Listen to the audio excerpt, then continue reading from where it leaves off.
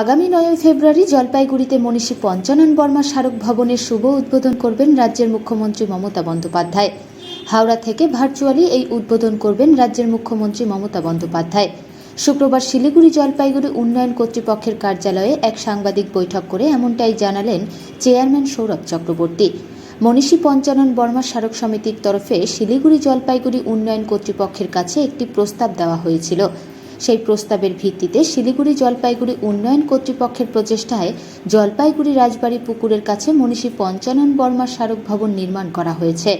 এই ভবনে গ্রন্থাগার করা হয়েছে।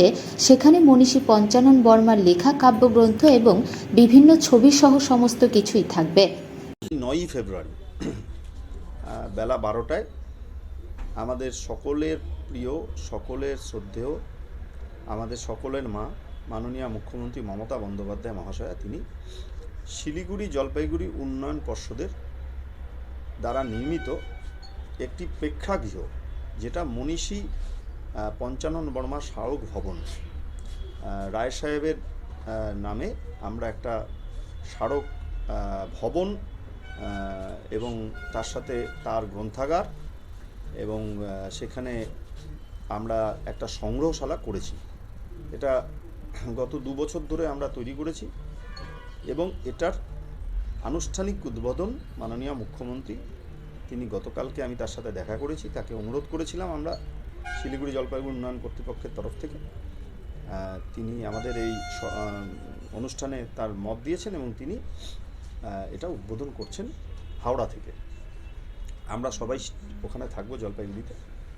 9 তারিখে তার হাওড়াতে একটা কর্মসূচি আছে, সেখান থেকে তিনি ভার্চুয়ালি এটা করবেন এবং তিনি এটাকে খুব গুরুত্ব দিয়েছেন।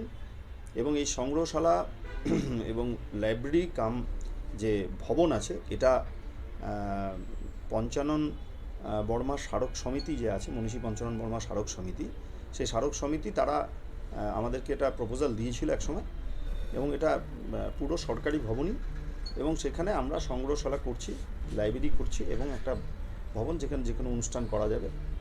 এটা আমরা আগামী 9 ফেব্রুয়ারি উদ্বোধন করতে যাচ্ছি, পুরো রেডি আছে। এটা জলপাইগুড়িতে, জলপাইগুড়ি যে আমাদের রাজবাড়ি দিঘি প্রজেক্টটা আছে তার আগেই স্পোর্টস কমপ্লেক্স যে আছে, স্পোর্টস কমপ্লেক্সের জাস্ট অপোজিটে এটা নির্মিত হয়েছে নতুন ভবন এবং এটার সাথে সাথে তিনি উদ্বোধন করছেন এবং আমরা কৃতজ্ঞতা জানাচ্ছি মুখ্যমন্ত্রী।